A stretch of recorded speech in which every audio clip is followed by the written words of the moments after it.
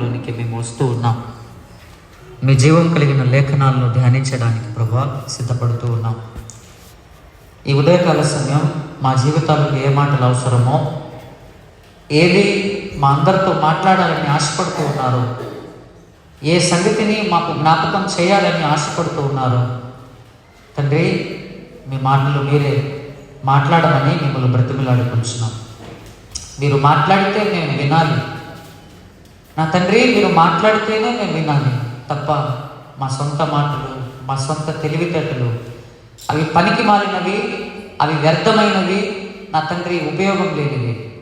నా తండ్రి, మీరే మాట్లాడమని మిమ్మల్ని బ్రతిమలాడుకుంటున్నాం. కూర్చున్న మీ ప్రజలందరినీ కూడా కృపతో జ్ఞాపకం చేసుకోండి. మీ బిడ్డలను దీవించండి, బలపరచండి. వాక్యము మా అందరి హృదయాల్లో నాటబడి నూరత్తలుగా ఫలించలాగున సహాయం దయచేయండి. నిలబడిన మీ దాసుని కూడా కృపతో జ్ఞాపకం చేసుకోమని మిమ్మల్ని వేడుకుంటున్నాను. గొట్టివాడే, బలహీనుడే, ఎన్నిక లేని వాడే నా తండ్రి, అయినా మీరు ప్రేమించి మీరు ఏర్పాటు చేసుకొని తండ్రి మీరు నిలబెట్టుకొని దేవా మీరు మాట్లాడిస్తున్నందుకు వందనాలు. మీ ఆత్మచేత నింపమని, మీ ప్రేరేపణ నాకు దయచేయమని, మీ తలంపులు నాకు అనుగ్రహించమని మిమ్మల్ని బ్రతిమలాడుకుంటున్నాను. నా శక్తి కాదు, నా బలము కాదు నా తండ్రి, మీ బలము చేత మీ శక్తి చేత నిలబెట్టమని మిమ్మల్ని వేడుకుంటున్నాను. నా తండ్రి దేవా, నా తండ్రి మీ వాక్యానుసారంగా మీ వాక్యానికి లోబడుతూ విధేయత చూపిస్తూ నామకార్థంగా ఏదో నా తండ్రి నాయన టైంపాస్ కోసం వచ్చి వినేసి వెళ్ళిపోవడం కాకుండా ప్రభా, మా జీవితాల్లో మీ వాక్యానికి విధేయత కలిగి మీకు లోబడి మీకు కృతజ్ఞత కలిగి మా జీవితకాలం అంతా కూడా మిమ్మల్ని జ్ఞాపకం చేసుకుంటూ ఈ లోకంలో నమ్మకమైన సాక్షులముగా మీ కొరకు జీవించగలిగే భాగ్యము దయచేయమని వేడుకుంటూ మా మధ్య మీ సన్నిధి, మీ ప్రత్యక్షత, మీ నడిపింపును అనుగ్రహించమని వేడుకుంటూ క్రీస్తు యేసు వారి పేరట ఈ ప్రార్థన అడిగి వేడుకుంటున్నాను తండ్రి, ఆమేన్. ప్రియులారా, దేవుడు మరలా మనల్ని ప్రేమించి తన కృపలో భద్రపరుచుకొని మరలా ఈ ఉదయకాల సమయం ఇటు రీతిగా ఆయన సన్నిధానంలో గడపడానికి దేవుడు మన పట్ల చూపించిన ప్రేమను బట్టి దేవాది దేవునికి, మన ప్రభువును మన రక్షకుడైన యేసుక్రీస్తు వారి శ్రేష్టమైన నామంలో ఆయనకు కృతజ్ఞతాస్తుతులు చెల్లించుకుంటూ కూడి వచ్చిన మీ అందరికీ కూడా ప్రభు పేరట నా వందనాలు. గత వారాలు మనం ఏం చెప్పుకున్నామో గుర్తుందా? ఒకటి సిద్ధపాటు కలిగిన జీవితాల గురించి ఒకటి మాట్లాడుకున్నాము. ఆ తర్వాత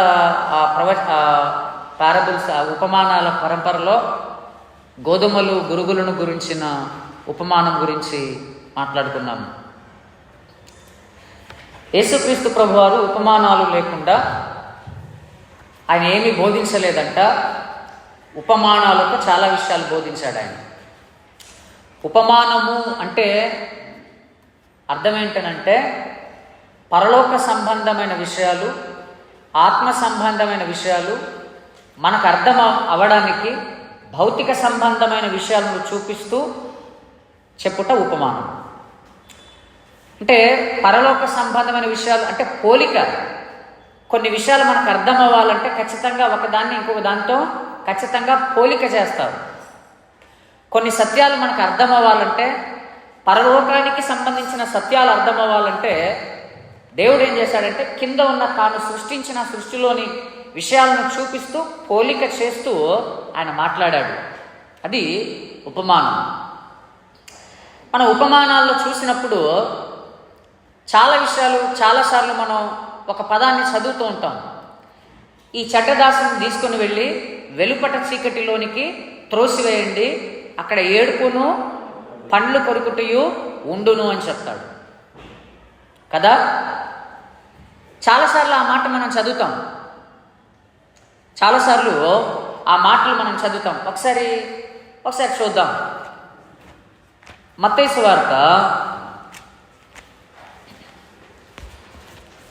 సువార్త చూడండి ఒకసారి. 24వ అధ్యాయము, మత్తయి సువార్త 24వ అధ్యాయము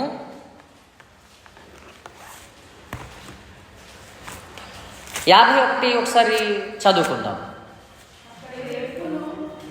అక్కడ ఏడుపును పండ్లు కొరుకుటయు ఉండును. అక్కడ ఏడ్పును పండ్లు కొరుకుటయును ఉండును. 25:30 చూడండి ఒకసారి. 25:30 మత్తయి సువార్త 25:30. మరియు పనికి మాలిన ఆ దాసుని వెలుపటి చీకటిలోనికి త్రోసివేయుడి, అక్కడ ఏడుపును పండ్లు కొరుకుటయును ఉండును. అలాగే 13:30 చూడండి. 13:30 మత్తయి సువార్త 13వ అధ్యాయము 30వ వచనం.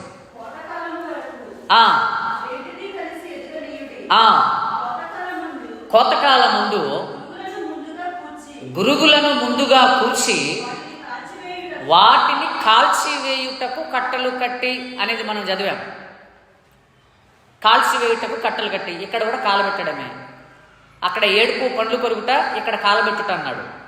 మరలా 41వ వచనం దాన్నే వివరిస్తూ యేసుక్రీస్తు ప్రభువు 41వ వచనం, మనుష్య కుమారుడు తన దూతలను పంపును, వారాయన రాజ్యములో నుండి ఆటంకములకు సకలమైన వాటిని దుర్నీతి పరులను సమకూర్చి అగ్నిగుండములో పడవేదురు, అక్కడ ఏడ్పును పండ్లు కొరుకుటయును ఉండును. అలాగే 49:50 చూడండి. మనం 47వ వచనంలో ఒక ఉపమానం చెప్పాడు. పరలోక రాజ్యము సముద్రంలో వేయబడి నానా విధములైన చేపలను పట్టిన వలను పోలి ఉన్నది. అది నిండినప్పుడు దానిని దరికి లాగి కూర్చుండి మంచి వాటిని గంపలో చేర్చి చెడ్డ వాటిని బయట పారవేదురు. అలాగే యుగ సమాప్తి యందును జరుగును. దేవదూతలు వచ్చి నీతిమంతుల్లో నుండి దుష్టులను వేరుపరిచి వీరిని అగ్నిగుండములో పడవేదురు, అక్కడ ఏడుపును పండ్లు కొరుకుటయును ఉండును చెప్పాడు. ఏడుపు, పండ్లు కొరుకుట, వెలుపటి చీకటి, ఈ పదాలు మనం చూస్తున్నాం. వెలుపటి చీకటి, ఏడుపు, పండ్లు కొరుకుట. అంటే యేసుక్రీస్తు ప్రభువారు ఒక మనిషి ఈ లోకములో తన జీవితకాలం ముగించబడిన తర్వాత ఆ మనిషి యొక్క జీవించిన జీవితాన్ని బట్టి అయితే నిత్య జీవానికైనా వెళ్తాడు, లేదా నిత్య నరకానికైనా వెళ్తాడు. నరకానికి వెళ్ళే వాళ్ళ గురించి ఇక్కడ చెప్తున్నాడు. అక్కడ ఏముంటుంది అని చెప్తున్నాడంటే ఏడుపు పండ్లు కొరుకుట అన్నాడు. ఏడుపు పండ్లు కొరుకుట అంటే అర్థం ఏంటి? ఏడుపు పండ్లు కొరుకుట అంటే అర్థం ఏంటి? అది 2 రకాల బాధలను సూచించుచున్నది. ఏంటి అనంటే, ఏడుపు శరీరానికి సంబంధించిందా, మనస్సుకు సంబంధించిందా, ఆత్మకు సంబంధించిందా? చెప్పండి. ఏడుపు మనస్సుకు సంబంధించిందా, శరీరానికి సంబంధించిందా? మనస్సుకు సంబంధించింది. భావోద్వేగాలకు ఎమోషన్ అది మనస్సుకు సంబంధించింది. ఎవరైనా మనల్ని ఒక మాట అన్నారనుకోండి, వెంటనే లోపల నొచ్చుకుంటాం. వెంటనే లోపల నొచ్చుకొని లోపల నుంచి కన్నీళ్ళు రావడం స్టార్ట్ అయిపోద్ది.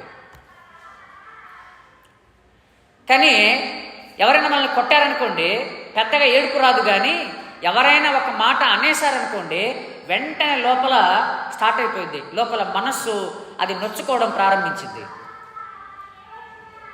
కానీ కొడితే పెద్దగా ఏడుపేం రాదు ఎవడికి. కానీ మాట అంటే మాత్రం లోపల మనస్సు నొచ్చుకుంటుంది, వెంటనే ఏడుపు. ఏడుపు అనేది అది ఒక భావోద్వేగం, ఎమోషన్. అది మనస్సుకు సంబంధించింది. పండ్లు కొరుకుట దేనికి సంబంధించింది? శరీరము. అంటే నరకంలో మనస్సుకు సంబంధించిన బాధలు, శరీరానికి సంబంధించిన బాధలు రెండింటిని అనుభవిస్తాడు మనిషి. రెండింటిని అనుభవిస్తాడు. నరకం అంత ప్రమాదకరమైనది, అంత భయంకరమైనది. నీ మనస్సుకు నెమ్మది ఉండదు, నీ శరీరానికి కూడా నెమ్మది ఉండదు. అంత ప్రమాదకరమైన ప్రదేశం నరకం అనేది. నరకాన్ని గురించి ఎలా అయిపోయింది ఈరోజు అనంటే చాలా సిల్లిగా మాట్లాడుకుంటారు. ఎలాగనంటే ఏం బస్సో ఏమో అసలు ప్రయాణంలో నరకం కనబడింది అంటారు. అంటే జోక్గా మాట్లాడుకుంటున్నారు నరకాన్ని గురించి. ఏంటో ఏమో ఆయన కనుక క్లాస్ తీసుకుంటే నరకాన్ని చూపించేస్తాడు ఆయన, లేకపోతే ఏంటో ఏమో టార్చర్ పెట్టేస్తున్నాడు, అసలు నరకాన్ని చూపించేస్తున్నాడు. అలాగా సరదాగా మాట్లాడుకోవడానికి కూడా ఈ నరకం అనే పదాన్ని ఒక జోక్గా, ఒక సరదాగా తీసేసుకుంటున్నారు. నరకము వీళ్ళు అనుకుంటున్నంత సరదాగా, వీళ్ళు అనుకున్నంత అదేదో ఏదో కాలక్షేపానికి వాడుకునే పదం లాంటిది కాదు. అది చాలా చాలా చాలా చాలా ప్రమాదకరమైన ప్రదేశం అది, లోకం అది.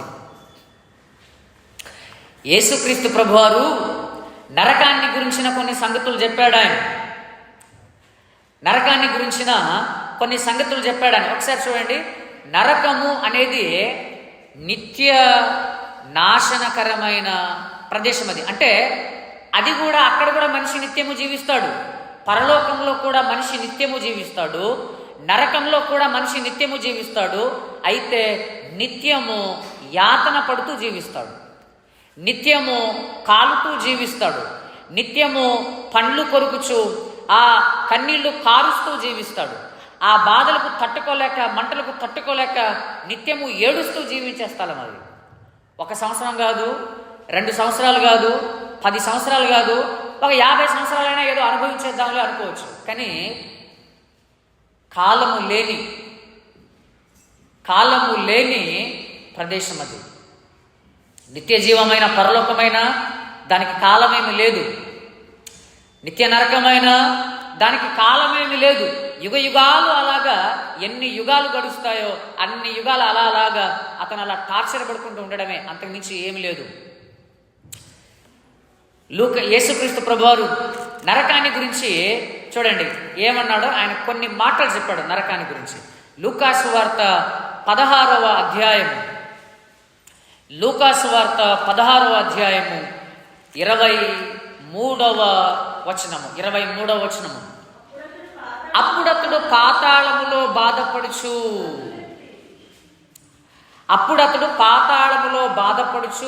24వ వచనం మొరపెడుతున్నాడు. తండ్రివైన అబ్రహామా, నాయందు కనికరపడి తన వ్రేలి కొనను నీళ్లలో ముంచి నా నాలుకను చల్లార్చుటకు లాజరును పంపుము, నేను ఈ అగ్ని జ్వాలలలో యాతన పడుచున్నానని కేకలు వేసి చెప్పాను. అంటే eternal punishment, place of eternal life with punishment. అంటే కలకాలము జీవించే ప్రదేశమే, కానీ యాతనలతో, వేదనలతో జీవించే ప్రదేశం.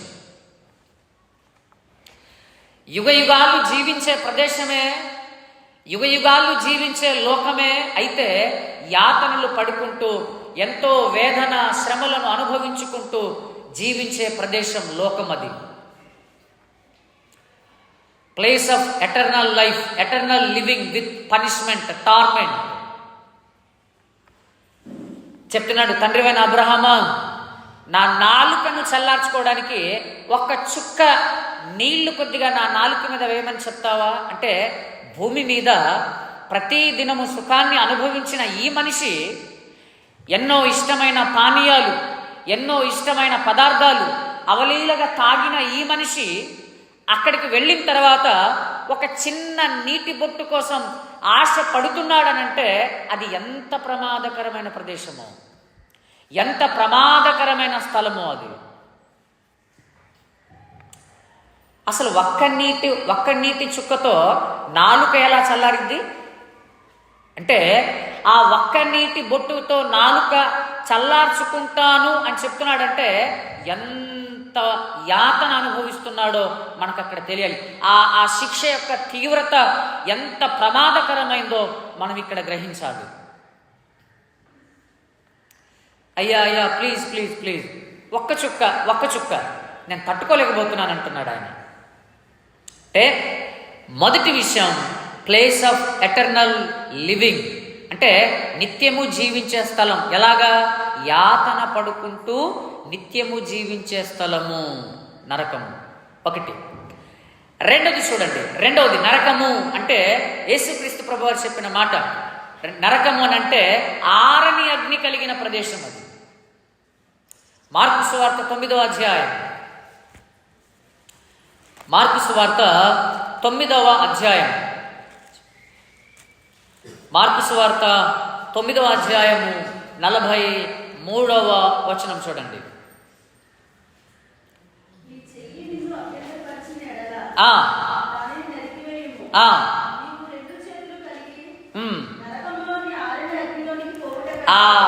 నరకములోని ఆరని అగ్నిలోనికి పోవుట కంటే, అందుకోసమే నరకమున వారి పురుగు చావదు, అగ్ని ఆరదు అన్నాడు. నరకాన్ని గురించిన రెండవ మాట ఆరని అగ్ని.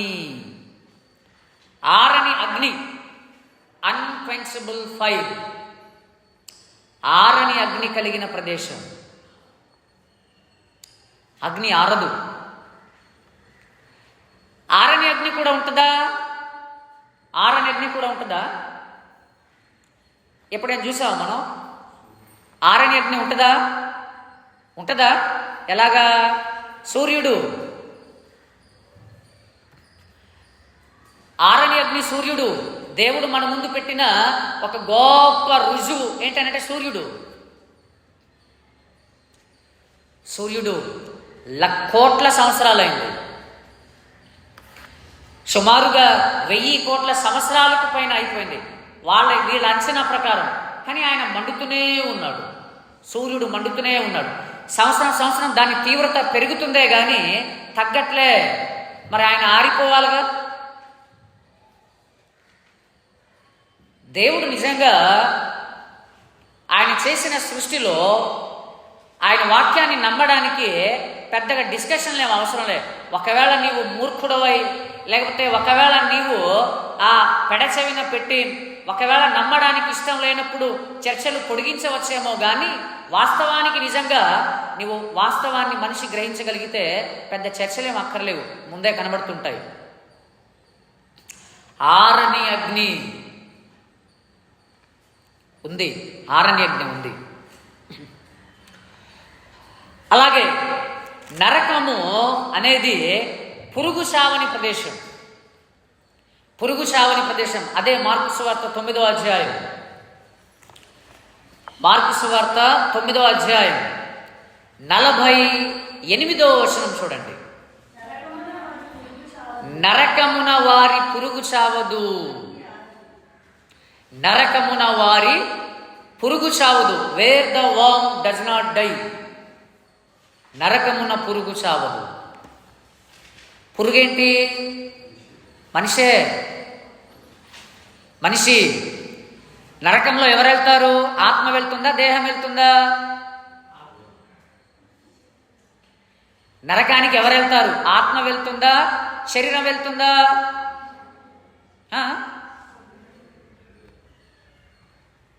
ఎవరు వెళ్తారు నరకానికి?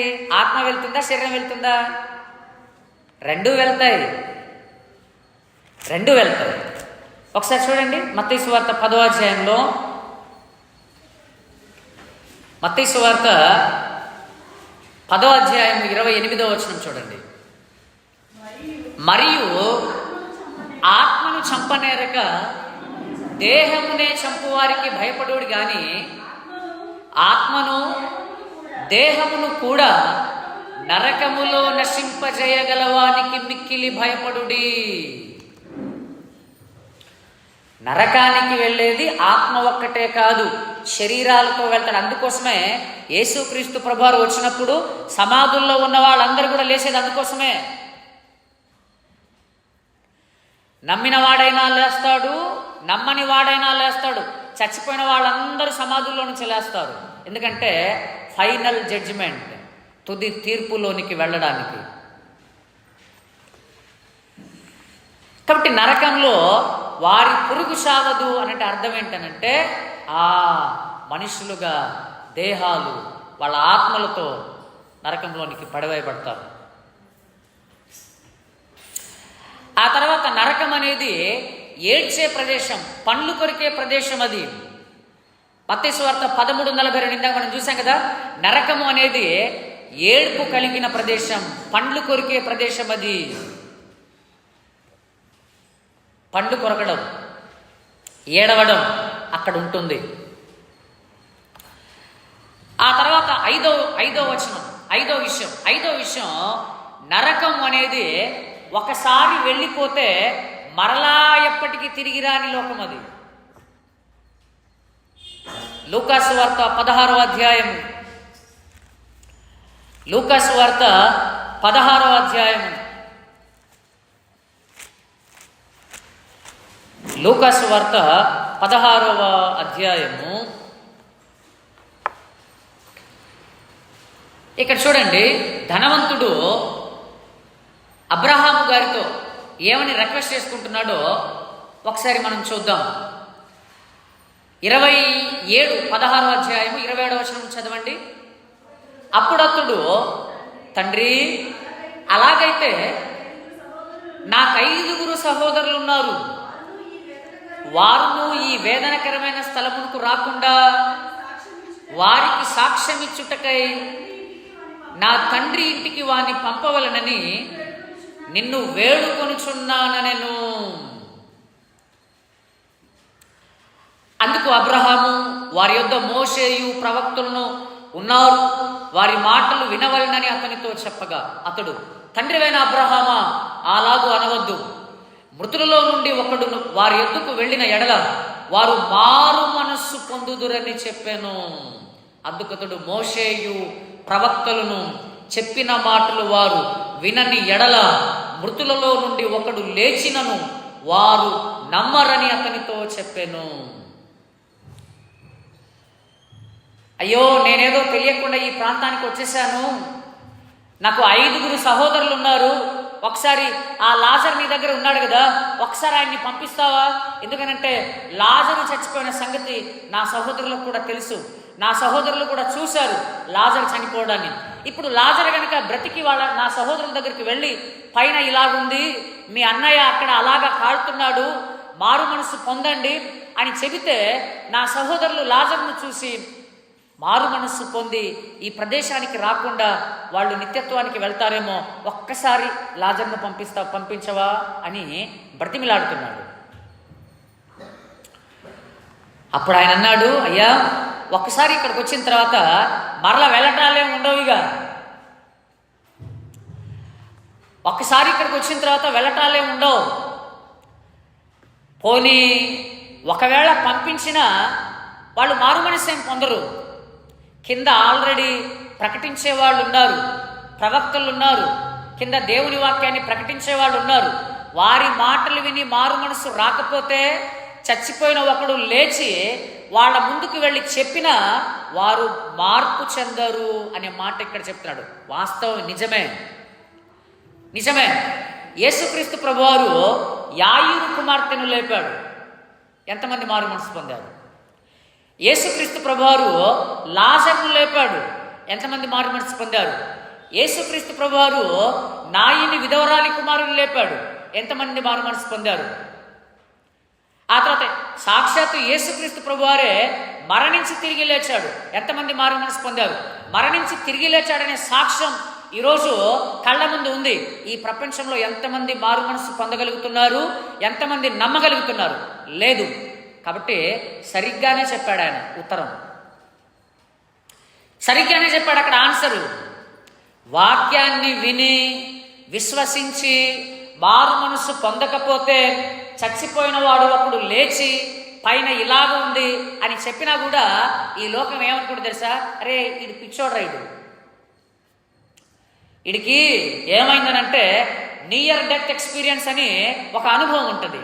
అంటే ఈ అనుభవంలో ఉన్నవాడు ఎలా ఉంటారనంటే వాళ్ళు చచ్చిపోయినట్లు ఉంటారు, కానీ ఆ చచ్చిపోయినట్లు ఉండి ఏదేదో వాళ్ళ భ్రమలు భ్రాంతులన్నీ కూడా వాళ్ళు తీసుకుని వచ్చి ఆ తర్వాత బ్రతికామని చెప్పుకొని అలా చెప్పేవాళ్ళని చెప్పేసి ఏదో ఒక మరణానికి దగ్గరైన ఒక స్థితి అది. అప్పుడు జనాలు ఏమనుకుంటారంటే ఇతనికి కూడా అలాంటి స్థితిలోనికి వెళ్ళి వచ్చిన వాడినా అనుకుంటారు, నమ్మరు. ఇక్కడ అదే చెప్పాడు, ఒక్కసారి కనుక ఆ లోకానికి వెళ్ళిపోతే మరలా తిరిగి రావడం అనేది మరలా ఏమీ ఉండదు. అలాగే 6వ మాట నరకాన్ని గురించి. ఈ ప్రదేశం ఎలాంటిదనంటే చీకటి కలిగిన ప్రదేశం, వెలుపటి చీకటి అన్నాడు. మత్తయి సువార్త 25:30లో వెలుపటి చీకటి, గాఢాంధకార దేశం, మరణాంధకార దేశం, భ్రమలు పుట్టించే దేశం.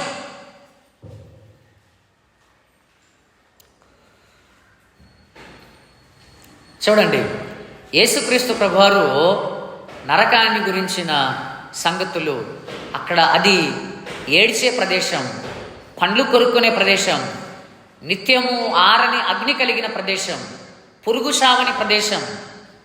ఒకసారి వెళ్ళిపోతే మరలా తిరిగి రాని లోకం అది కదా. ఒకసారి వెళ్ళిపోతే మరలా మన వాళ్ళని వచ్చి హెచ్చరించడానికి, వార్నింగ్ చేయడానికి, నేను నిజంగా చూసి వచ్చాను అక్కడ అలాంటి ప్రదేశం అది, మీరు జాగ్రత్తగా మారు మనసు పొందండి, మళ్ళీ నేను వెళ్ళిపోతున్నాను అని చెప్పడానికి వీలు లేని లోకం అది, ప్రదేశం అది. అంటే నరకము అనేది ఉంది అని యేసుక్రీస్తు ప్రభువారు తన బోధలలో చాలా స్పష్టంగా ఆయన చెప్పాడు. అలాగే పాత నిబంధనలో కూడా నరకాన్ని గురించిన కొన్ని లేఖనాలు మనం చూడగలిగితే యోబు గ్రంథము 7వ అధ్యాయం, యోబు గ్రంథము 7వ అధ్యాయం 9వ వచనం, యోబు గ్రంథము 7వ అధ్యాయం 9వ వచనం. మేఘము విడిపోయి అదృశ్యమగునట్లు పాతాళమునకు దిగిపోయిన వాడు మరి ఎప్పుడునో రాడు, అతడు ఇక ఎన్నడను తన ఇంటికి రాడు. అతని స్థలము మరలా అతన్ని గుర్తుపట్టదంట. ఇక ఒక్కసారి దిగిపోయాడు అనంటే ఇక వచ్చే ఛాన్స్ ఏం లేదు. ఇక నీ స్థలం, నీ జన్మభూమి ఇంకెప్పటికీ కూడా ఇక నిన్ను గుర్తుపట్టదు ఇక, అంతే. అలాగే 21 యోబు గ్రంథము 21వ అధ్యాయం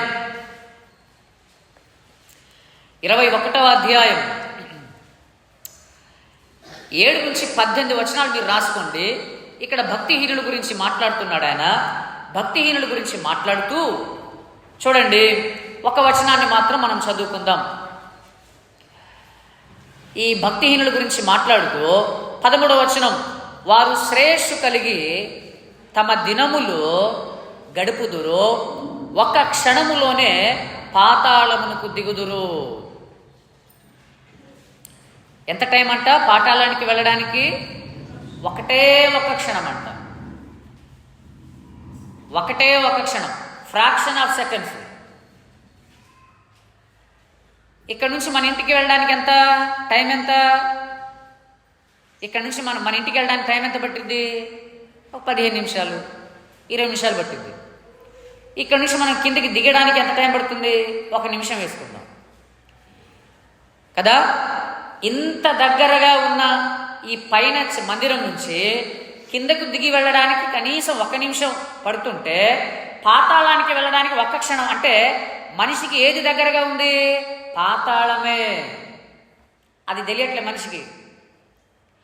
అసలు పాతాళము మనిషిని వెంబడిస్తుందంట, వెనకాలే. ఎప్పుడు కన్ను మూస్తే అప్పుడు టపక్కన మింగేయడానికి. అంటే చూడండి, చేపలు పట్టే ఒక వేటగాడు వెనకాల బుట్ట ఉంటుంది, ఆ కింద వల వేస్తుంటాడు, లేకపోతే గాలం వేస్తుంటాడు. చేప పడిన వెంటనే లాగేసి వెంటనే దాన్ని తీసి వెనకాల బుట్టలో వేస్తుంటాడు. బుట్ట ఇప్పుడు ఎక్కడుంది? వెనకాలే, వీపు వెనకాలే ఉంది. పాతాళము మనుషుల వెనకాలే ఉంది. కన్ను మూయటమే ఆలస్యం, ఒకే ఒక క్షణంలో టప్పును లోపల పడిపోతారు, అంతే, ఏం లేదు ఇక. అంటే మన ఇల్లు కాదు మనకు దగ్గరగా ఉన్నది, మన కాలేజ్ కాదు మనకు దగ్గరగా ఉన్నది, మన బంధువులు కాదు మనకు దగ్గరగా ఉన్నది, పాతాళము చాలా సమీపముగా మన వెనకాలే మనల్ని ఫాలో అవుతూనే ఉన్నది కదా. అలాగే ఒకసారి చూడండి, పాతాళం ఎంత పెద్దది, నరకం ఎంత పెద్దది అని అంటే ఒకసారి ఎంత పెద్దదో ఒకసారి చూడండి, వాక్యం ఎంత పెద్దదో అని చెప్తుందో. సామెతల గ్రంథము 30వ అధ్యాయం, సామెతల గ్రంథము 30వ అధ్యాయము 15-16 వచనాలు దయచేసి మనం చదువుకుందాం. జలగకు ఇమ్ము ఇమ్ము అను కూతురులిద్దరు కలరు, తృప్తి పడనివి 3 కలవు, చాలును అని పలుకనివి 4 కలవు. అవేమనగా పాతాళము, కనని గర్భము, నీరు చాలును అనని భూమి, చాలును అనని అగ్ని. ఈ 4గింటికి అసలు సాటిస్ఫాక్షన్ ఉండదంట, సంతృప్తి ఉండదు. ఎంత వేసినా కూడా తక్కువే. జలగకు ఇమ్ము ఇమ్ము అను కూతురులిద్దరు కలరు. ఎంతమంది కూతుర్లు అంట జలగకి? 2 కూతుర్లు ఉన్నారంట. ఆ 2 కూతుర్లు కూడా పేరేంటంట? ఇమ్ము ఇమ్ము. ఇమ్ము ఇమ్ము అంటే ఏంటండి? ఇమ్ము ఇమ్ము అంటే ఏంటి? ఇమ్ము ఇమ్ము అంటే ఏంటి? తే ఇంకా తే తే ఇంకా కావాలి తే. అందుకోసమే జలగలు చూసారా, ఆవుల మీద కానీ గేదెల మీద కానీ అవి పట్టేసినప్పుడు మనం చూసి లాగితేనే తప్ప అవి కిందకేం పడవవి, అవి పీలుస్తూనే ఉంటాయి రక్తాన్ని. మనం కూడా అప్పుడప్పుడు మాట్లాడతాం కదా, ఎవరైనా పొద్దాక అడుగుతున్నారు అనుకోండి, ఈడెవడరా బాబు జలగలాగా పట్టి పీడుస్తున్నాడని. ఎంత పీల్చినా అది ఇంకా చాలు, సర్లే ఇంకా ఈ పూటకి చాలు అని చెప్పేసి కిందకేం పడదది, అలా పట్టేసే ఉంటుంది, పీలుస్తూనే ఉంటుంది. అంటే జలగ సంతృప్తి ఉండదు దానికి. అలాగే క్రింద చెప్పిన విషయాలు కూడా సంతృప్తి లేనివి, తృప్తి పడనివి. ఏంటంట? పాతాళము అంటే భూమి పుట్టిన దగ్గర నుంచి ఇప్పటి వరకు ఎంతమంది మనుష్యులు పాతాళానికి వెళ్ళిపోయారో, ఇంకా అందులో చాలా ఇంకా చోటు ఉంది. ఇంకా అసలు ఇలాంటి ప్రపంచాలు ఎన్ని ఉన్నా సరే వాళ్ళందరినీ మింగివేయడానికి దాని నోరు, దాని కడుపు చాలా పెద్దది. ఎంతమంది అయినా ఇంకా ప్లేస్ ఉందంటది. అది ఎంతమంది వెళ్ళిపోయినా ఇంకా చాలా ప్లేస్ ఉంది, ఇంకెవరైనా ఉన్నారా అని చూసిద్ది అది. అంటే నరకం యొక్క సైజు, పాతాళం యొక్క సైజు చాలా పెద్దది, చాలా పెద్దది. ఇప్పుడు ఎవరెవరు వెళ్తున్నారంట అందులో ఎవరెవరు వెళ్తున్నారంట చూడండి. దేవుని వాక్యం ఒక లిస్ట్ చెప్పింది చూడండి. అంటే ఆ ప్రముఖులుగా చూడండి, ప్రముఖమైన ఒక లిస్టు చెప్పింది ఒకసారి. యెషయా గ్రంథము 5వ అధ్యాయము 14వ వచనము. యెషయా గ్రంథము 5వ అధ్యాయము 14వ వచనం చూడండి. పాతాళానికి గొప్ప ఆశ ఉందంట. ఆ ఆశ పెట్టుకొని ఇక్కడ కూడా చూడండి, దాని కొలత అపరిమితంగా. అపరిమితంగా అంటే అర్థం ఏంటి? పరిమితులేం లేవు, లిమిట్ ఏం లేదు, ఎంత నోరైనా తెలిసింది. అపరిమితముగా తన నోరు తెరుచుతున్నది. వారిలో ఘనులు, సామాన్యులు, ఘోష చేయువారు, హర్షించువారును పడిపోవుదురు. ఎవరెవరు ఉన్నారు అందులో? ఘనులు వారు, గొప్పవారు ఉన్నారు, సామంతులు ఉన్నారు, సామాన్యులు ఉన్నారు, ఘోషించేవారు ఉన్నారు, హర్షించేవారు ఉన్నారు. అందరూ కూడా అక్కడికి వెళ్ళిపోతున్నారంట. అందరూ కూడా అక్కడికి వెళ్ళిపోతున్నారు. వీళ్ళు ఎలా వెళ్ళిపోతున్నారు అక్కడికి? ఎలా వెళ్ళిపోతున్నారంట? 13వ వచనం చూడండి. కావున నా ప్రజలు జ్ఞానము లేకయే చెరపట్టబడిపోచున్నారు. వారిలో ఘనులైన వారు నిరాహారులుగా ఉన్నారు. సామాన్యులు దప్పి చేత జ్వరపీడితులగుదురు. వీళ్ళేం చేస్తారు? 11వ వచనం చూడండి. మద్యము త్రాగుదుమని వేకువనే లేచి ద్రాక్షారసము తమకు మంట పుట్టించు వరకు, చాలా రాత్రి వరకు పానము చేయు వారికి శ్రమ. వారు సితారా స్వరమండలము తంబూర సన్నాయిలను వాయించుచు ద్రాక్షారసము త్రాగుచు విందు చేయుదురు గాని యెహోవా పని దాని గురించి ఆలోచించరు. ఆయన చేతులతో చేసిన కార్యములను వాళ్ళు లక్ష్య పెట్టరు, ఆలోచించరు. కాబట్టి నా ప్రజలకు జ్ఞానం లేకుండా పోతుంది, జ్ఞానం లేకుండా నా ప్రజలు నాశనానికి వెళ్ళిపోతున్నారు అని దేవుడు అక్కడ తన ఆవేదన, తన మనసును అక్కడ తన ఆవేదన బయలుపరుస్తున్నాడు. ఈరోజు మనిషి కూడా ఏంటి? తినడము, త్రాగడము, ఆనందించడము. మనుషుల యొక్క ఆలోచన ఏంటి? తినుట, త్రాగుట, ఆడుట. ఇదే కదా ఈరోజు.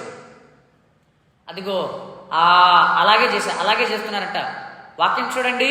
దేవుడు ఎంత చక్కగా మనిషి యొక్క మానవ హృదయాన్ని, మనిషి మనస్సులో ఉన్న ఆలోచనలను ఎంత చక్కగా బహిరంగపరిచి తన లేఖనాల్లో నమోదు చేయించాడు. మద్యము త్రాగడం, పార్టీలు, పబ్బులు, కల్చర్లు, మ్యూజిక్లు, రాక్ మ్యూజిక్లు, పాప్ మ్యూజిక్లు, బ్యాండ్ మ్యూజిక్లు. ఆ తర్వాత జీవితం అంటే ఏమీ లేదు, జీవితం అంటే తినడము, త్రాగడము, ఎంజాయ్ చేయడం, అంతకు మించి ఇక్కడ ఏమీ లేదు అని ఒక తప్పుడు జ్ఞానం, ఒక తప్పుడు ఆలోచనలతో అలా చేసుకుంటూ దేవుడు ఉన్నాడని, ఆయన ఈ సృష్టిని చేశాడని ఎన్ని ఆధారాలు కనబడుతున్నా వాటన్నిటి గురించి ఆలోచించకుండా హాయిగా ప్రశాంతంగా కొంతకాలం జీవిస్తున్నారు. ఆ తర్వాత హాయిగా అందులోనికి వెళ్ళిపోతున్నారు అంతే. ఇది నరకాన్ని గురించిన కొన్ని సంగతులు. నరకంలోనికి ఒక మనిషి వెళ్తూ ఉన్నప్పుడు ఆ నరకంలో ఉన్నవారి యొక్క స్పందన కూడా దేవుడు చాలా చక్కగా వ్రాయించాడు. యెషయా గ్రంథం 14వ అధ్యాయం చూడండి. మన ఇంటికి ఎవరైనా అంటే ఫంక్షన్కి ఎవరైనా కొత్త వాళ్ళు వచ్చారనుకోండి, అంటే బంధువులు, అప్పుడు మనం ఏం చేస్తాం? అందరం దగ్గరికి వెళ్ళి ఎప్పుడు వచ్చారు, ప్రయాణం సరిగా సాగిందా, బాగున్నారా, పిల్లవాడు ఏం చదువుతున్నాడు, అమ్మాయి ఏం చదువుతుంది, చక్కగా ఇంకా అందరు బాగున్నారా అని చెప్పేసి వాళ్ళని మనం ఎలా రిసీవ్ చేసుకుంటాం? అలాగా ఒక వ్యక్తి చనిపోయి నరకానికి వెళ్ళేటప్పుడు నరకంలో ఉన్నవారు కూడా ఆయన ఎలా రిసీవ్ చేసుకుంటున్నారో ఒకసారి చూడండి. యెషయా గ్రంథము 14వ అధ్యాయము 9, 10 వచనాలు చూద్దాం ఒకసారి. నీవు ప్రవేశించుచుండగానే నిన్ను ఎదుర్కొనుటకై క్రింద పాతాళము నీ విషయమై కలవరపడుచున్నది. అది నిన్ను చూచి ప్రేతలను రేపుచున్నది. భూమిలో పుట్టిన సమస్త శూరులను, జనముల రాజులనందరినీ వారి సింహాసనముల మీద నుండి లేపుచున్నది. వారందరూ నిన్ను చూచి నీవును మావలే బలహీనుడవైతివా, నీవును మా బోటివాడవైతివా అందరూ. వీళ్ళు నరకానికి, పాతాళంలోనికి వెళ్తూ ఉండగలోనే కింద పాతాళం కలవరపడుతుందంట. అరే వీడు కూడా వచ్చేస్తున్నాడా అని చెప్పేసి. ఆ తర్వాత అది కింద ఉన్న ఆల్రెడీ అప్పటికే చనిపోయిన ఘనులు, సామాన్యులు వాళ్ళందరినీ కూడా ప్రేరేపిస్తుంది. రే వాడు కూడా వచ్చేస్తున్నాడు, వాడి సంగతి ఏంటో చూడండి ఒకసారి అని. అప్పుడు వాళ్ళు అంటున్నారంట దగ్గరికి వచ్చి, ఏవయ్యా నువ్వు కూడా వచ్చేసావా, నువ్వు కూడా మాలాగే అయిపోయావా, నీవు కూడా మాలాగే బలహీనుడు అయిపోయావా? అయ్యయ్యో, ఎంత దురదృష్టకరమైన సంగతి, ఎంత విచారకరమైన సంగతి. నువ్వేదో రావు అని అనుకున్నావు, నువ్వేదో బలహీనుడుగా మారిపోయి పడవేమో అనుకున్నావు, కానీ నువ్వు కూడా వచ్చేసావా? అయ్యో ఎంత పని జరిగింది, ఎంత నష్టం జరిగింది అని వాళ్ళందరూ కూడా చూడండి ఎంత చక్కగా రిసీవ్ చేసుకొని ఎంత చక్కగా బాధపడుతున్నారు. అందుకోసమే యేసుక్రీస్తు ప్రభువారు తన బోధలలో నరకాన్ని గురించిన సంగతులు ఆయన కూడా ప్రస్తావించాడు. సాధారణంగా మనుషులు చనిపోయి పాతాళానికి వెళ్తారు, అంతేనా? చనిపోయానా? అయితే దేవుడు పుట్టించిన గొప్ప వింత, ప్రాణాలతోనే పాతాళానికి వెళ్ళిన వారు కూడా బైబిల్ గ్రంథంలో మనం చూస్తున్నాం. ప్రాణాలతోనే పాతాళంలో కూలినవారు. ఇందాక చదువుకున్నామా లేఖన భాగాలు? వాక్యపట్నంలో చదువుకున్నామా? ఒకసారి చూద్దాం. సంఖ్యాకాండము 16వ అధ్యాయం. సంఖ్యాకాండము 16వ అధ్యాయం.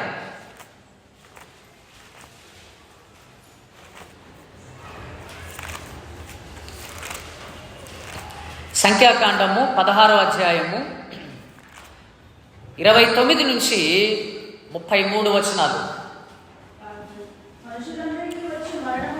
మనుషులందరికీ వచ్చు మరణము వంటి మరణము వీరు పొందిన ఎడలను సమస్త మనుష్యులకు కలిగినదే వీరికి కలిగిన ఎడలను. ఆగండి, ఈ మాటల్లో ఏమర్థమైంది చెప్పండి? వీళ్ళకొచ్చే మరణం సపరేట్గా ఉండాలి. మనుషులకందరికీ వచ్చే మరణం లాంటి మరణం వీరికి రాకూడదు. Point number 1. తర్వాత పాయింట్ నెంబర్ 2, సమస్త మనుషులకు కలిగేది వీరికి కలగకూడదు. అంటే సమస్త మనుషులు ఎలా వెళ్తారు? మరణించి వెళ్తారు.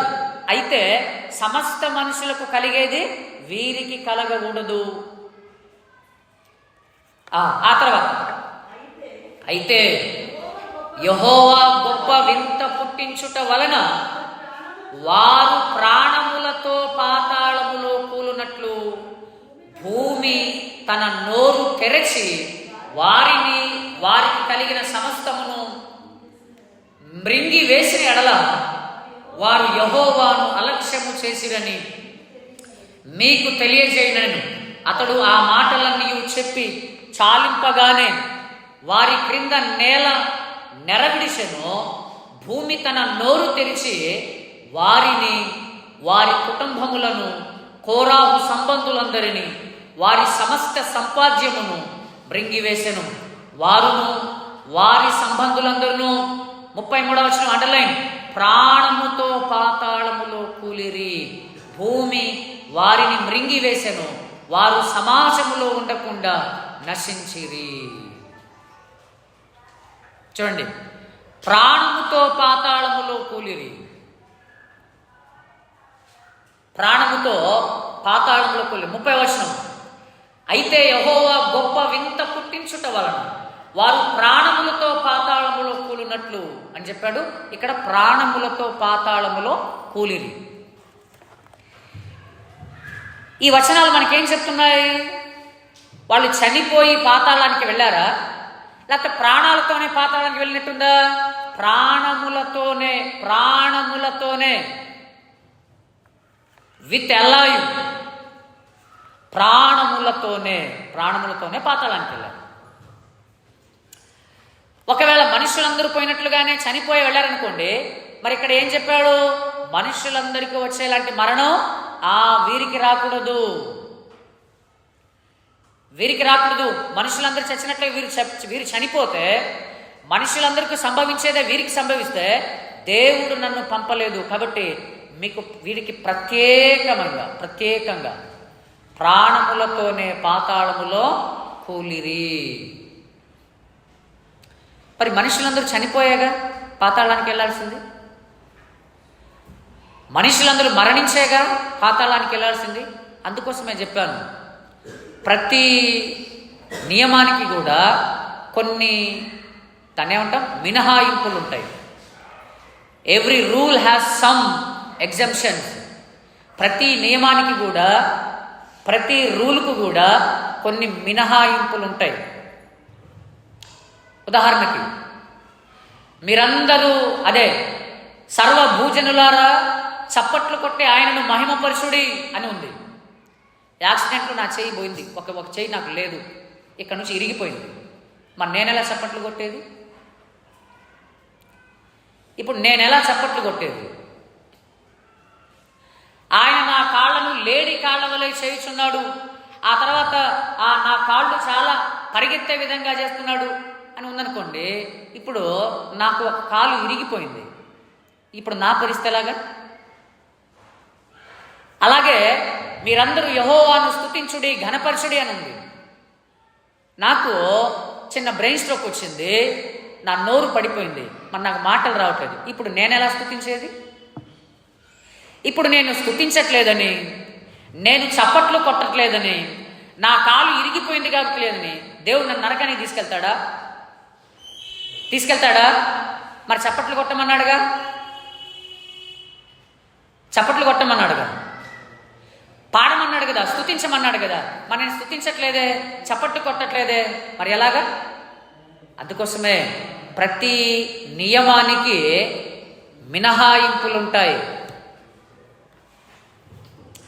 ప్రతి నియమానికి మినహాయింపులుంటాయి.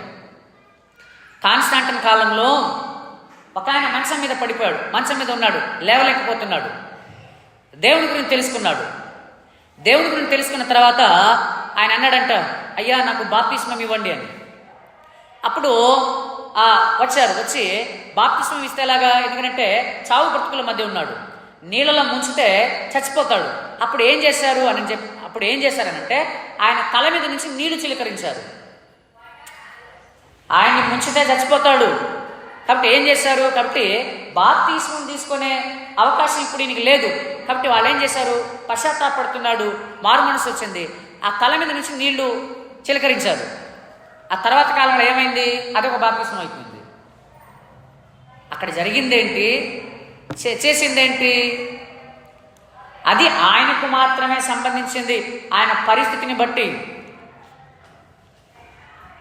అలాగా ప్రతి నియమానికి కొన్ని మినహాయింపులు ఉంటాయి, పరిస్థితులను బట్టి. అది రీజనబుల్గా ఉండాలి, సహేతుకమైన కారణం ఉండాలి, సహేతుకమైన కారణం ఉండాలి, దానికి హేతుబద్ధమైన కారణం ఉండాలి, లాజికల్గా రీజనింగ్ ఉండాలి దానికి. కాబట్టి ఇక్కడ ప్రాణములతోనే వారు పాతాళములోనికి కూలారు అని. సరే, ఇక్కడ దాకా బాగానే ఉంది. అసలు నిజంగా నరకం ఉందా అనేది ప్రశ్న. అదేంటి ఇప్పుడు దాకా అన్ని సంగతులు విన్నాగా, పురుగు సావదు, అగ్ని ఆరదు, మరలా వెళ్ళిపోతే మరలా రారు అని ఇంత చెప్పుకున్నాం కదా, మరలా నరకం ఉందా అని చెప్పేసి మరలా ఈ ప్రశ్న ఏంటి? పిచ్చి ప్రశ్న అనంటే చాలామంది నమ్మని వారు ఉంటారు. అదంతా ఊరకనే, అదంతా ఏదో రాసేసుకున్నారు, అలాగా అదంతా కూడా ఏదో అలా రాసేసుకున్నారు తప్ప అసలు ఎవడు చూసి వచ్చాడు? ఎవడెళ్ళి చూసి వచ్చాడు? చెప్పేవాడు ఏమైనా చూసి వచ్చాడా?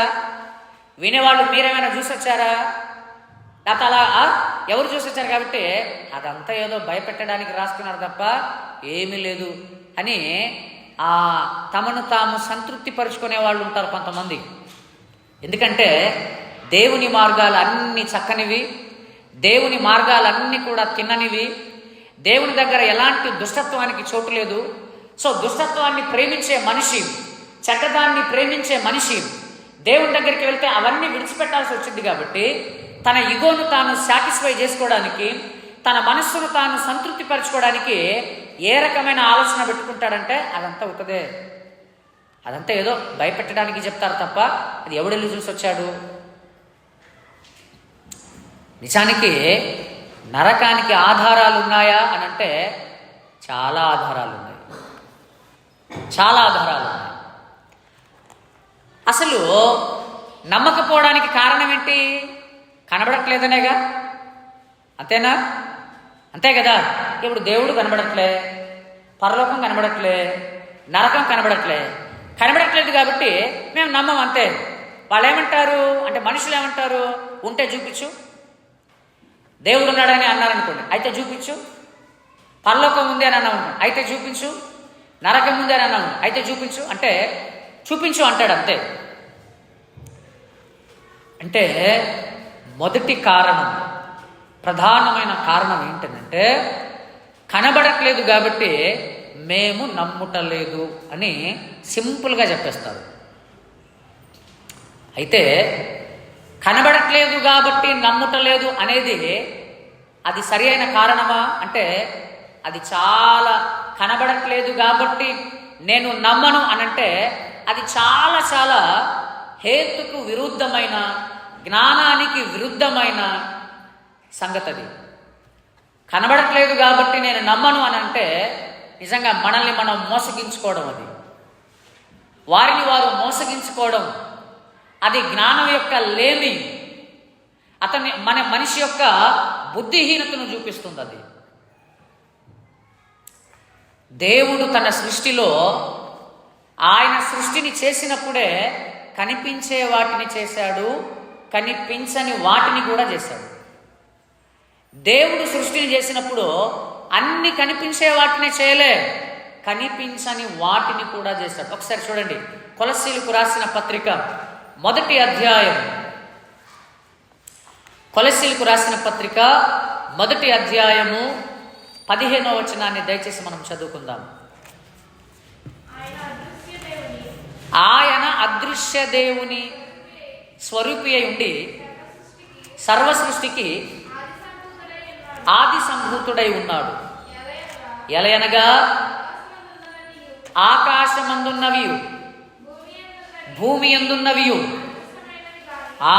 అండర్లైన్ చేయండి, దృశ్యమైనవి గాని అదృశ్యమైనవి గాని అవి సింహాసనములైనను ప్రభుత్వములైనను ప్రధానులైనను అధికారములైనను సర్వమును ఆయన యందు సృజింపబడెను, సర్వమును ఆయన ద్వారాను ఆయనను బట్టి సృజింపబడెను. అంటే సృజించబడిన వాటిలో ఏమేమి ఉన్నాయి? దృశ్యమైనవి, అదృశ్యమైనవి, విజిబుల్ అండ్ ఇన్విజిబుల్, ఈ రెండు ఉన్నాయి. దేవుని సృష్టిలో ఆయన సృష్టించినప్పుడు కనిపించే వాటిని సృష్టించాడు, కనిపించని వాటిని కూడా సృష్టించాడు. చాలా స్పష్టంగా ఉంది. ఇప్పుడు చూడండి, అసలు కనిపించేవి ఉన్నాయా? ప్రశ్న. కనిపించేవి ఉన్నాయా?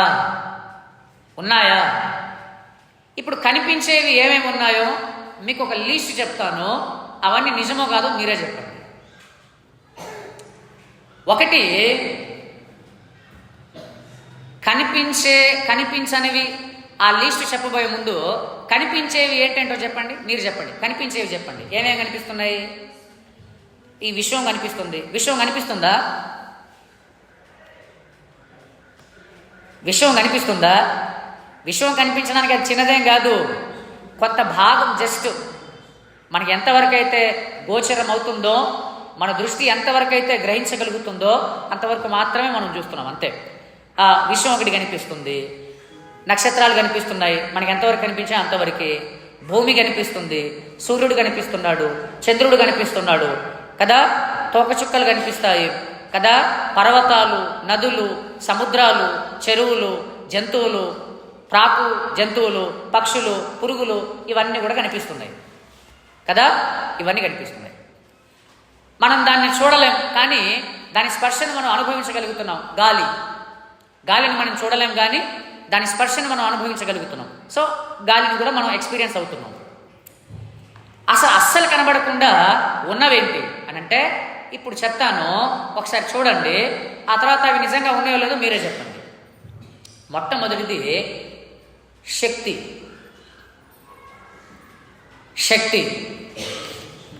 రెండు అయస్కాంతాలను దగ్గర పెట్టాం. అవేమైతే ఏం చేసుకుంటాయి? అవి రెండు కూడా ఆకర్షించుకుంటాయి. వాటి మధ్యలో ఏముంది? కనబడట్లేదే. వాటి మధ్యలో ఏముంది అంటే అయస్కాంత శక్తి అంటారు. మరి ఏది కనబడలేదు? శక్తి కనిపించదు. కరెంటు కనిపించదు. కరెంటుని ఎవడు చూడలే. కరెంట్ వచ్చిందా అని దేన్ని బట్టి మనం చెప్తాం? స్విచ్ చేసిన తర్వాత లైట్ వెలిగితేనే కరెంట్ వచ్చిందని చెప్తాం. కరెంట్ వచ్చిందనంటే ఆగం చూస్తా అని చెప్పేసి దాన్ని బోర్డు మొత్తం తీసి ఆ వైర్ని ఇలా తీసి వచ్చిందో లేదని పట్టుకున్నాం అనుకోండి, చచ్చి ఊరుకుంటాం. కనబడ్డంత సంగతి తర్వాత. శక్తి కనిపించదు.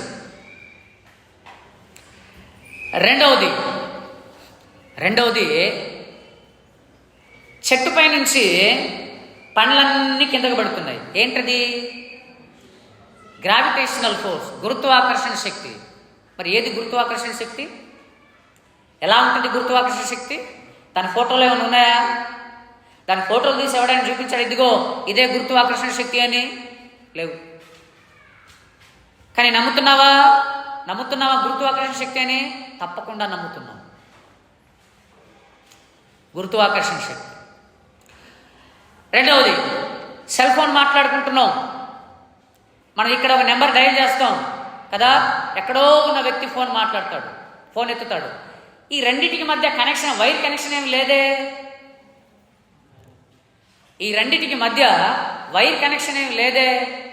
ఒక నిమిషాల వ్యవధిలోనే ఎలాగ వెళ్ళిపోతుంది అంటే ఏముంది? ఎలక్ట్రోమాగ్నెటిక్ వేవ్స్, రేడియో తరంగాలు, విద్యుదయస్కాంత తరంగాలు.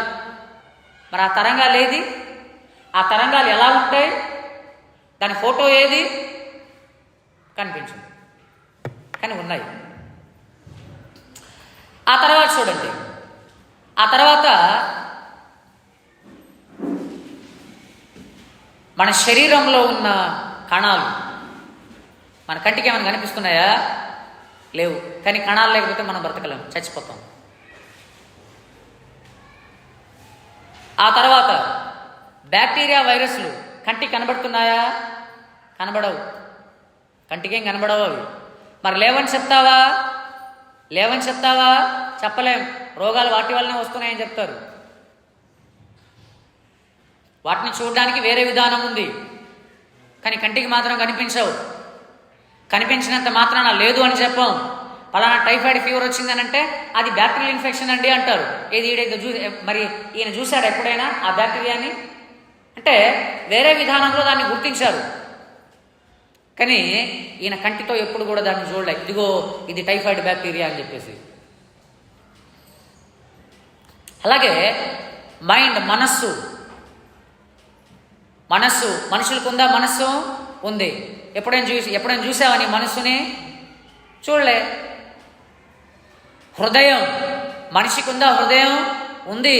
ఎప్పుడైనా చూసావా? చూడలే. మనస్సాక్షి ఉందా? ఉంది. ఎప్పుడైనా నీ మనస్సాక్షిని చూసావా నువ్వు?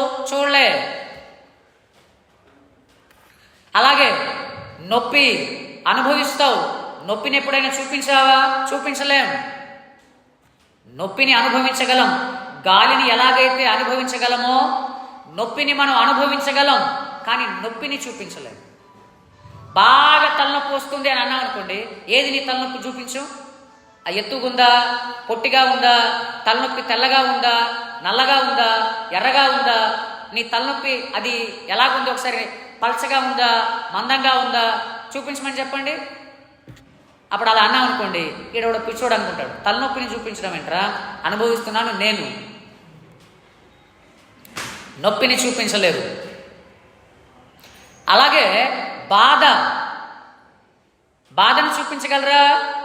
బాధపడుతున్నట్లు ముఖంలో కనిపిస్తుంది. మామూలుగా ఆ ఎక్స్ప్రెషన్, ఆ భావన మనకు కనిపిస్తుంది, కానీ బాధను మనం చూపించలేము. బాధ ఉంది అంటాం. ఏదా బాధ ఒకసారి చూపించానంటే ఎవడు చూపించలేడు బాధని.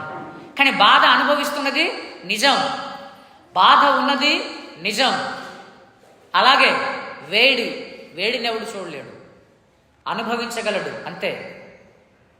అనుభవించగలడు కానీ చూడలేడు.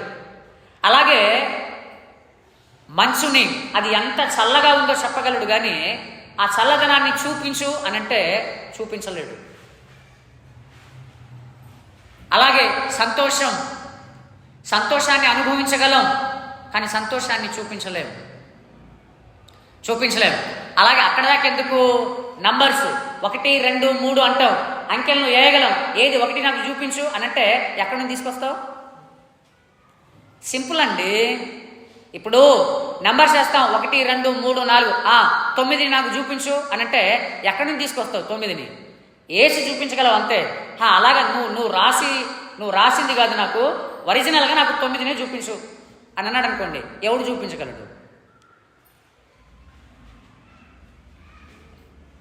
అలాగే క్రూరత్వాన్ని కూడా మనిషి చూపించలేడు, దాన్ని ప్రదర్శించగలడు కానీ క్రూరత్వాన్ని చూపించలేడు. అలాగే ప్రేమను కూడా మనిషి చూపించగలడు, అంటే తన క్రియల ద్వారా చూపించగలడు కానీ ప్రేమ ఇదిగో ఇది అని ప్రేమను చూపించలేడు. అలాగే శబ్దాన్ని వినగలం కానీ శబ్దాన్ని చూపించలేరు. ఎన్నొచ్చాయి?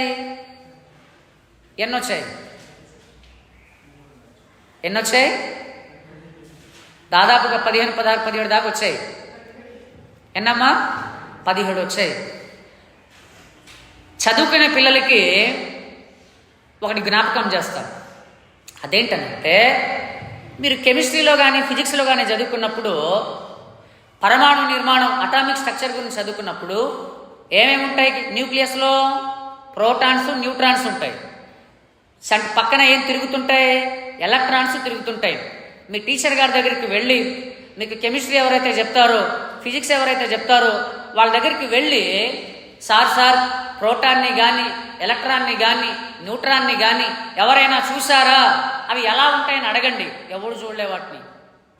ప్రోటాను ఎవరికి కనిపించలే, న్యూట్రాను ఎవరికి కనిపించలే, ఎలక్ట్రాను ఎవరికి కనిపించలే. బాబా అటామిక్ రీసెర్చ్ సెంటర్ అని బాంబేలో ఉంది. ఈ వీటి మీద పరిశోధన చేస్తారు వాళ్ళు. వాళ్ళ దగ్గరికి వెళ్ళి అడిగినా వాళ్ళు కూడా మేము చూడలేదంటారు. మరి చూడలేనప్పుడు టెక్స్ట్ బుక్లో ఎలా రాశారు సార్ మీరు? చూడలేదు, కనిపించలేదు అన్నప్పుడు ప్రోటాన్ ఉంటుందని, ఎలక్ట్రాన్ ఉంటుందని, న్యూట్రాన్ ఉంటుందని మీరు టెక్స్ట్ బుక్లో ఎలా రాశారు? ప్రియులారా, కనిపించనంత మాత్రాన లేదు అనుకోవడం అది మనిషి యొక్క తెలివి తక్కువతనం. అది అలాగే పాతాళము, పరలోకం కూడా కనిపించదు. కనిపించడానికి మన ఇంటి పక్కనే ఏమి లేవవి. ఇక్కడ నుంచి లక్ష్మీపురం గ్రామే మనకు కనబడట్లే, పక్కనున్న పూణగే మనకు కనబడట్లే, పక్కనున్న ఏలూరులో ఉన్న పక్కన వీధే మనకు కనబడట్లే. పాతాళము, నరకము, పరలోకం అనేది కనిపించడానికి మన పక్కనేం లేవవి. ఈ విశ్వం అంతటిని దాటి వెళ్ళాలి. కాబట్టి దేవుడు కనిపించనివి ఉన్నాయి అని ఆధారాలు కూడా మనలో పెట్టాడు, మన ముందే పెట్టాడు అవన్నీ. రెండవ ఆధారం ఏంటనంటే ఆయన వాక్యము. ఆయన వాక్యంలో వ్రాయబడిన ప్రతి మాట సత్యమే. ఎలాగ సత్యమో తెలుసా? ఒక మాట చూపిస్తాను. చూడండి, కొన్ని మాటలు చూద్దాం. ఒక విషయాన్ని మనం చదువుదాం. ఆదికాండము 15వ అధ్యాయం. ఆదికాండము 15వ అధ్యాయం 5వ వచనం చూడండి. మరియు ఆయన వెలుపలికి అతనిని తీసుకొని వచ్చి ఆకాశం వైపు తేరి చూచి నక్షత్రములను లెక్కించుటకు నీ చేతనైతే లెక్కించుమని చెప్పి. వాక్యం ఏం చెప్తుంది? నక్షత్రాలను లెక్కించగలవా? లెక్కించడం చేతనవుతుందా? అయితే లెక్కించు అన్నాడు దేవుడు. దేవుని వాక్యం ఎప్పుడు అబద్ధమవుతుందంటే, మనిషి నక్షత్రాలన్నిటిని లెక్కబెట్టి ఇంకా లెక్కించడానికి ఏం లేదయా అని ముందు అంకె పెట్టేశాడు అనుకోండి, అప్పుడు దేవుని వాక్యం తప్పు అవుతుంది. ఎందుకంటే దేవుడేమో నక్షత్రాలను లెక్కించడం నీకు చేతనవుతుందా అని చెప్పాడు, పెద్ద సవాలు విసిరాడు. కానీ ఈరోజు శాస్త్ర ప్రపంచం నక్షత్రాలన్నిటినీ లెక్కించి మన కళ్ళ ముందు పెట్టేసింది. కాబట్టి దేవుడు లేడు, దయ్యం లేడురా, మనిషే అన్ని అని చెప్పొచ్చు. కానీ నక్షత్రాలను లెక్కించడం ఇప్పటి వరకు ఎవడికి సాధ్యం కాదు, శాస్త్రానికి సాధ్యం కావట్లే. లెక్కించుదామని అనుకున్నారు, కానీ కొంత లెక్కించి మా వల్ల కాదని చెప్పేసి ఒక నెంబర్ ఇచ్చేసారు. ఇక అంతే. ఇక ఆ నెంబరు చాలా పెద్ద నెంబర్ ఇచ్చేసి మా వల్ల కాదు అని చెప్పేశారు. ఒకవేళ మరి నక్షత్రాలను ఒకవేళ మనం లెక్క పెట్టాలంటే ఎన్ని సంవత్సరాలు పడుతుందండి అని వాళ్ళని అడిగితే వాళ్ళు చెప్పిన సమాధానం ఏంటంటే, అబ్బాయి చూడు,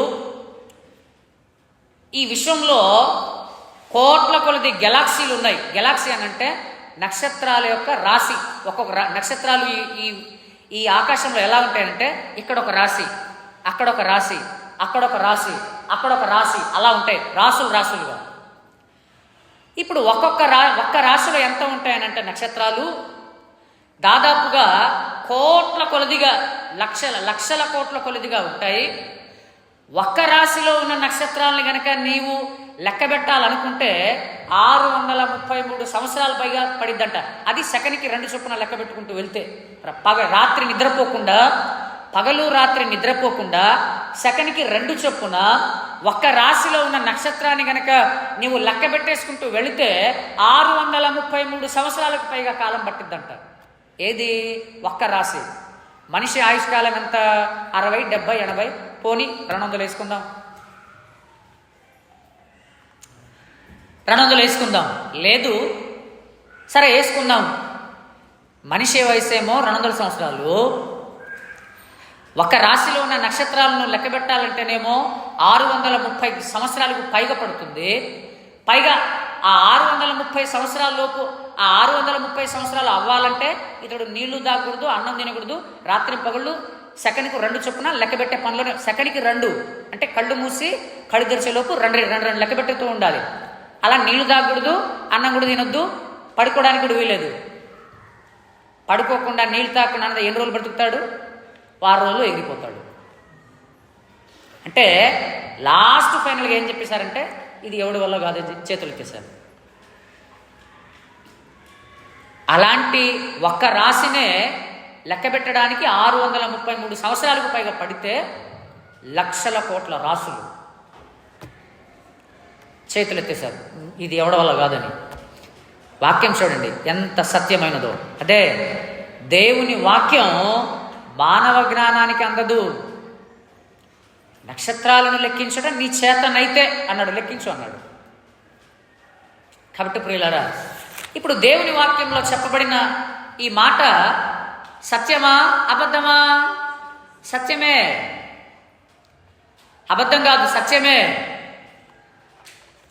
2వ వచనం చూడండి. అదే రెండవ ఉదాహరణ, 2వ ఆధారం. దేవుని వాక్యం సత్యమైనది అనడానికి 2వ ఉదాహరణ, 2వ ఆధారం. ఇలాంటివి అనేకం ఉన్నాయి. 2 మాత్రం, ఒక 2, 3 మనం తీసుకుంటున్నాం అంతే. 2వది చూడండి, యోబు గ్రంథము 28వ అధ్యాయము 5వ వచనం. యోబు గ్రంథము 28వ అధ్యాయం 5వ వచనం. భూమి నుండి ఆహారము పుట్టును, దాని లోపలి భాగము అగ్నిమయమైనట్లుండును.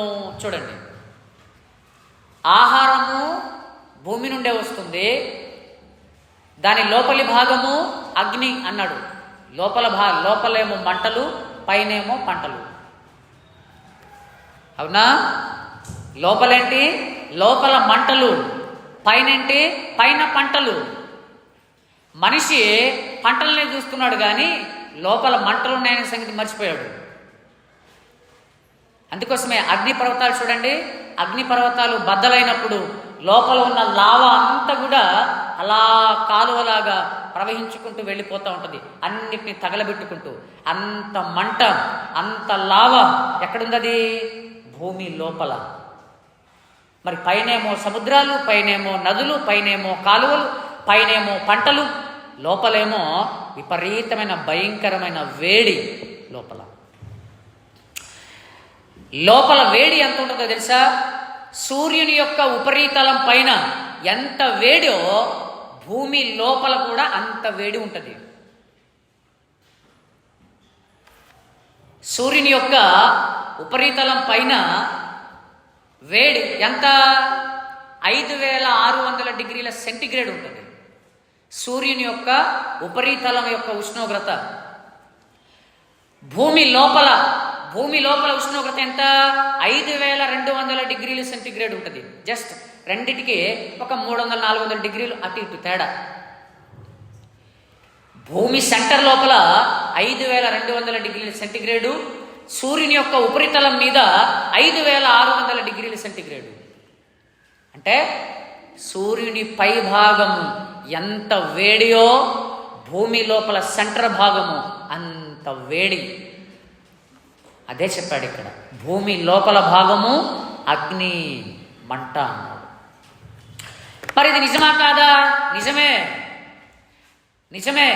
ఈ మాటలు రాసే సమయానికి అసలు శాస్త్రానికి జాడ లేదు, సైన్స్కు జాడ లేదు, ఏ గ్రంథాలేమీ లేవు.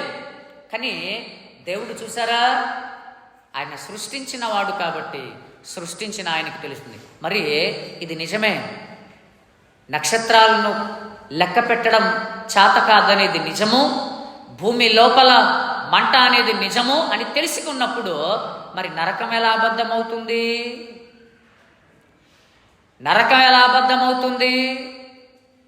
నరకం లేదని ఎలా అనుకుంటున్నావు అని అంటే అది మన అజ్ఞానం, అది మనిషి యొక్క అజ్ఞానం. అది చివరిగా ఒక్క సాక్ష్యాన్ని చదివి మనం ముగించుకుందాం. మూడవదిగా మానవ మనస్సు సాక్ష్యం, మానవ హృదయం సాక్ష్యం. మానవ మనస్సు, మానవ హృదయం సాక్ష్యం. యోబు గ్రంథము 21వ అధ్యాయం, యోబు గ్రంథము 21వ అధ్యాయము 14-15 వచనాలు. వారు నీ మార్గములను గూర్చిన జ్ఞానము మాకక్కర్లేదు, నీవు మమ్మను విడిచిపోమ్మని దేవునితో చెప్పుదురు. మేము ఆయనను సేవించుటకు సర్వశక్తుడగు వాడెవడు? మేము ఆయనను గూర్చి ప్రార్థన చేయుట చేత మాకేమి లాభము కలుగును? ఈ మాటలు మనుషులు చెప్తారా లేదా? ఇప్పుడు అక్కడ సందర్భం ఏంటంటే భక్తిహీనుల గురించి మాట్లాడుతున్నాడు, బాగా సంపాదించుకున్న వారి గురించి మాట్లాడుతున్నాడు. వాళ్ళ దగ్గరికి వెళ్ళి అయ్యా దేవుడు తెలుసుకోండి అని అంటే ఏమంటారు వాళ్ళు? మాకేంటి, మాకెందుకు దేవుడు, మాకేం అవసరం, ఆయన ఎవడు ఆయన్ని పూజించడానికి? ఆ తర్వాత ఆ ప్రార్థన చేస్తాం, లాభం ఏంటి, ఏమైనా జరిగిద్దా? ఈ మనిషి యొక్క మనసులో ఈ మాటలు ఉంటాయా లేదా? ఉంటాయా అబద్ధమా? ఉంటాయా? అబద్ధం రాయించాడా? ఉంటాయి.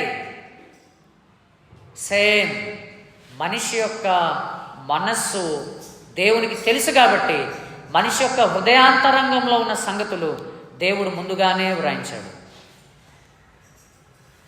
కాబట్టి మనిషికి ఇలాంటి మనసు ఉన్నప్పుడు, ఇలా ఉంటుందని వాక్యము చెప్పినప్పుడు, మనిషి యొక్క మనసును స్కాన్ చేసి అక్కడ రాయించినప్పుడు నరకం లేదని ఎలా అనుకుంటున్నావు? ఇది అబద్ధమైతే నరకం అబద్ధమైంది. భూమి లోపల టెంపరేచర్ అబద్ధమైతే నరకం అబద్ధమైంది. నక్షత్రాలను లెక్కించడం నీ చేతనైతే నరకం అబద్ధమైంది. అంటే మనిషి చూడండి ఎంత అమాయకుడు. అందుకోసం చెప్పాడు, నా ప్రజలు జ్ఞానము లేకయే చెరపట్టబడిపోతున్నారు, జ్ఞానము లేకయే పట్టబడుతున్నారు అని చెప్పాడు. అలాగే చివరి వచనం మార్కు సువార్త 7వ అధ్యాయం.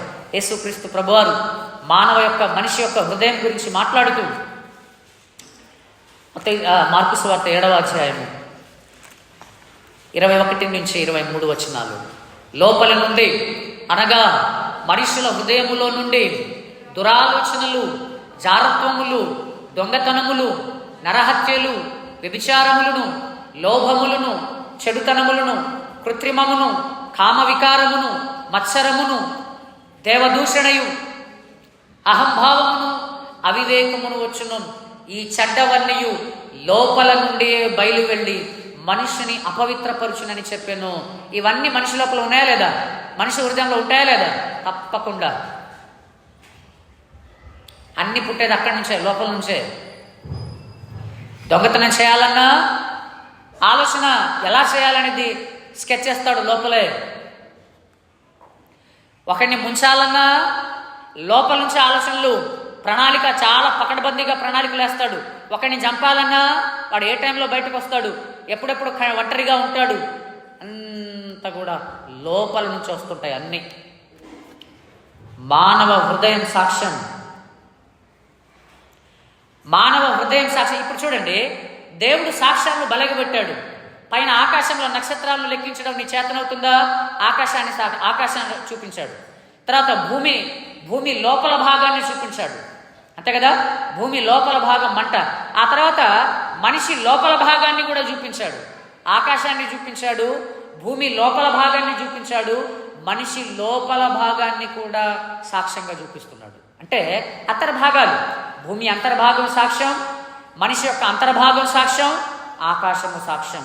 ఈ సాక్ష్యాలు తప్పని చెప్పగలవా? ఈ సాక్ష్యాలు తప్పని ఎవడైనా చెప్పగలడంటే ఎవడూ చెప్పలేడు. కాబట్టి నరకము అనేది వాస్తవమైన ప్రదేశం, అది వాస్తవమైన లోకం. అది మన గమ్యం, నెక్స్ట్ మన అడ్రస్ ఉండేది రెండు చోట్ల. మన అడ్రస్ నెక్స్ట్ షిఫ్ట్ అయ్యేది అయితే పరలోకము లేకపోతే నరకం, ఈ రెండే. నెక్స్ట్ మనం నిత్యత్వం అంతా కలకాలం జీవించే కాలం మన అడ్రస్సు రెండు చోట్ల ఉంటుంది, అయితే అక్కడ లేకపోతే ఇక్కడ. కాబట్టి ప్రియులారా, నరకము నిజం, నరకము వాస్తవం. ఇంకా అనేక విషయాలు మాట్లాడుకోవచ్చు, కానీ చాలు. ఇవి దేవుని చిత్తమైతే మరలా మనం అనేక సంగతులను మనం ధ్యానించుకుందాం. ఇప్పుడు ఉందా నరకం అనేది? అబద్ధమా, కల్పితమా, ఆధారాలు లేనిదా? అదేం కాదు, స్పష్టమైన ఆధారాలు ఉన్నాయి. ఒక బ్యాక్టీరియాని చూడాలంటే, ఒక వైరస్ను చూడాలంటే మన కంటితో కనబడదు, అది దానికి ఎలక్ట్రాన్ మైక్రోస్కోప్ ఉంటుంది. ఆ ఎలక్ట్రాన్ మైక్రోస్కోప్ కింద ఆ స్లైడ్ని పెడితే అప్పుడు బ్యాక్టీరియాలు కనిపిస్తూ ఉంటాయి. అంటే ఒక కంటికి కనిపించని దానిని చూసే ఒక పద్ధతి ఉంది. అలాగే ఆ కంటికి కనిపించని పరలోకాన్ని, నరకాన్ని కూడా చూసే ఒక విధానం ఉంది. ఏంటది? దేవుని వాక్యమందు విశ్వాసము ఉంచి ఆ దేవుడు సృష్టించిన దీనిని నీవు జాగ్రత్తగా పరిశీలన చేస్తే అవి కూడా ఇట్టే కనబడిపోతాయి.